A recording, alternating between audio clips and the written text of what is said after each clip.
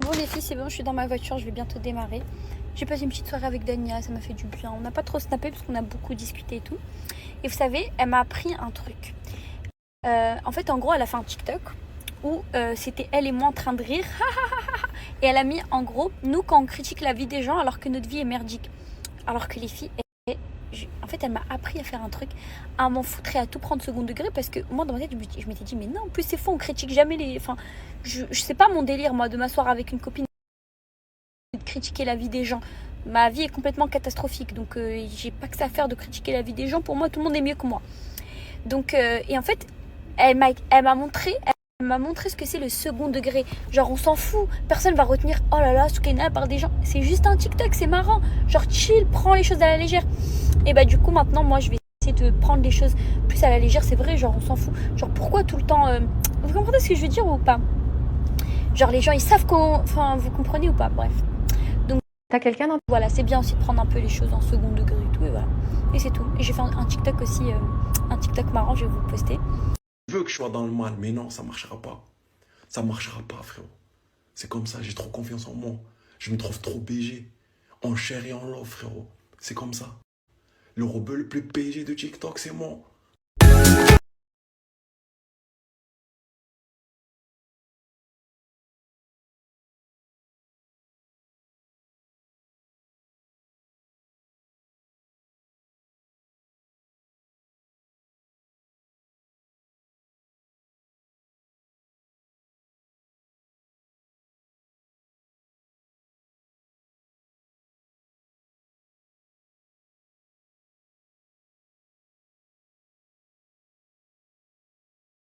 Bon, ok les filles, je vous donne mon adresse. En gros, c'est un petit salon de coiffure où je vais tout le temps. Mais je sais pas si ça va être votre délire parce que c'est dans un quartier un peu...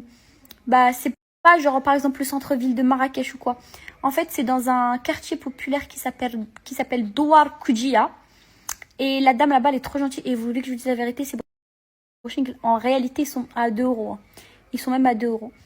Mais elle les fait trop bien et voilà. Et je vais tout le temps chez elle. Et là, je sais même pas comment vous donner l'adresse parce que c'est le seul coiffeur qui a là-bas à Douar Koudia. Donc, il n'y a pas vraiment d'adresse en fait. Vous allez juste à Douar Koudia et vous demandez au taxi est-ce que vous pouvez nous ramener au coiffeur?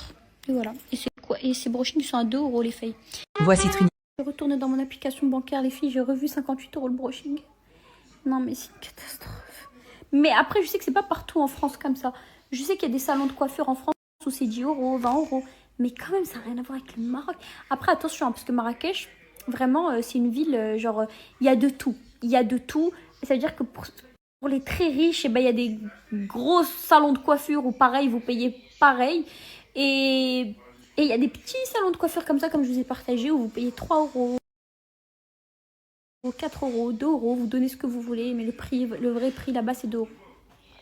Mais après, voilà, c'est quand même un peu abusé de donner 2 euros, je trouve. Arrondissez à 5. 5 euros le brushing, c'est déjà genre hyper accessible.